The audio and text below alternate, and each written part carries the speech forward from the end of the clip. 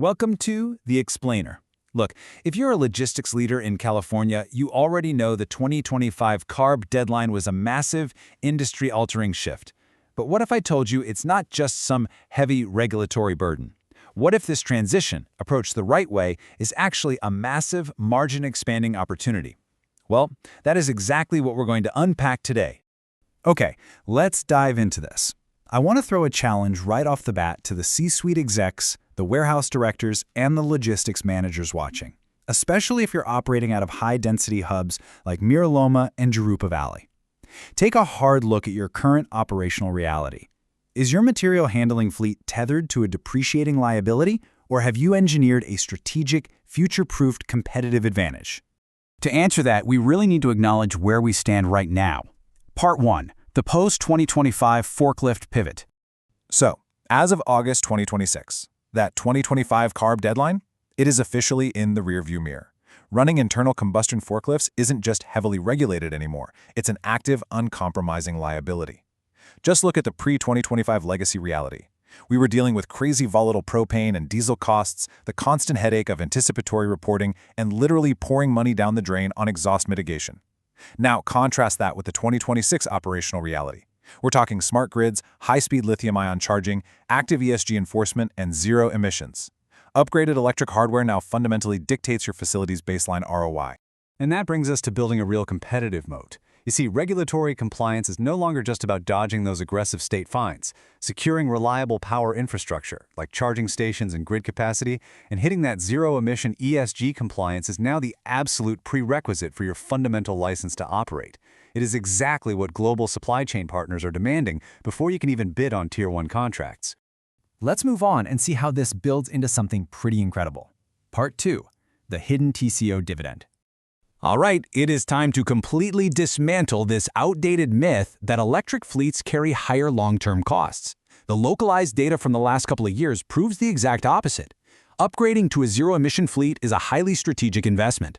And what's really interesting is this specific number, a 30 to 40% reduction. That's not a typo. That is the massive drop in maintenance costs fleet managers are reporting simply by ditching internal combustion engines. Think about it. There are no cooling systems to constantly overhaul, no exhaust systems breaking down, and you completely eliminate the escalating administrative nightmare of hazardous fluid disposal. You're literally shifting your spend from reactive maintenance to productive throughput. So let's break down the three core pillars of this total cost of ownership dividend. First up is energy arbitrage. Basically, you're trading the wild unpredictability of global fossil fuel markets for the stable, predictable forecasting of electricity. Second is maintenance compression, which we just touched on. And third, productivity longevity. Modern lithium-ion batteries maintain a sustained voltage throughout intense 24/7 cycles. That means you don't get that annoying performance fade, typical of older equipment as it heats up during a long shift.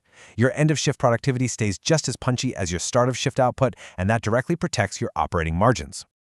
Moving right along to Part 3, strategic hardware architecture. Now, maximizing those financial gains takes absolute precision. You can't just go out and buy any battery on wheels, which is why matching specific brands to your unique operational bottlenecks is key. I absolutely love this matrix because it lays out the strategy perfectly. Let's start with Toyota at the top. With its smart environment sensor tech and regenerative braking, it's basically your ultimate hedge against downtime and insurance liability for high-intensity, multi-shift ops. Then Hangcha. They preserve your capital. Their fast-charging lithium-ion systems use opportunity charging, so you don't have to waste valuable square footage on a dedicated battery room. Next is CombiLift. Its multi-directional logic reclaims dead floor space by easily maneuvering those long, bulky loads sideways. And finally, AisleMaster. This tackles real estate constraints head-on with its articulated, very narrow aisle, or VNA design. Which perfectly tees up Part 4, maximizing storage density. We really have to anchor this high-level strategy directly into our local realities, especially considering the historically high costs of industrial real estate in the Inland Empire, particularly in places like Mira, Loma. Space is at an absolute premium, 50%. That is a staggering figure. By utilizing AisleMaster's very narrow aisle technology, you can shrink your aisle widths and boost your pallet storage density by up to 50%, and that's all within your exact same existing building footprint. This brilliantly illustrates how buying an electric forklift isn't just about changing how you power a machine. It is a literal physical density upgrade. Reclaiming that wasted floor space serves as a direct, highly profitable alternative to taking on a massive capital expenditure for a secondary warehouse lease in Jurupa Valley. You are literally using your fleet architecture to solve a real estate problem. Density itself becomes your financial lever. But beyond real estate density and the TCO, there's a human element here that is absolutely crucial today. As you can see, aligning with California's environmental standards is a smart investment that enhances productivity. It does so much more than just avoid fines. Why does this matter for your workforce? Because zero tailpipe emissions mean vastly improved indoor air quality and much quieter operations. That dramatically reduces operator fatigue. In the hyper-competitive, scarce labor market we have in the Inland Empire, providing a clean, safe environment isn't just some nice-to-have corporate goal. It's practically the ultimate talent retention tool. And finally, Part 5, your local transition partner. Look, to execute this transition safely and profitably, you need a localized ecosystem. Because in high-velocity logistical hubs, a machine is really only as reliable as the support infrastructure backing it up. That brings us to Southwest ToyotaLift's full partnership lifecycle. Step 1, they come in and perform a facility energy audit. They identify your local utility bottlenecks and help you navigate the Smart Rebates program to capture those state incentives, heavily offsetting your upfront costs. Step 2, asset acquisition and rental agility. Whether you need to buy a high-velocity fleet or just rent flexible equipment to handle a seasonal surge without taking on debt, they've got you covered. And Step 3, predictive diagnostics and local OEM parts. Their certified techs monitor battery health to stop catastrophic failures before they happen, and their localized parts inventory ensures you suffer zero revenue leakage from global supply chain disruptions.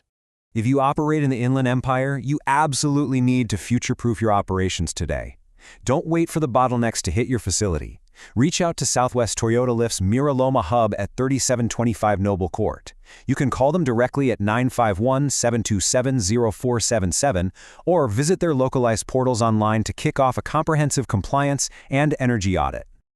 I want to leave you with the exact same provocative question we started with, because the stakes are simply too high to ignore it. Is your fleet a legacy cost center, bleeding your margins dry through reactive maintenance and inefficiency? Or is it a future-proofed competitive advantage, fully ready for the 2026 reality? The electric technology is here, the localized ecosystem support is ready and waiting, and the choice is ultimately yours. Optimize your fleet, expand your operating margins, and secure your place in the modern supply chain. Thanks so much for joining me on this explainer, and I will catch you on the next one.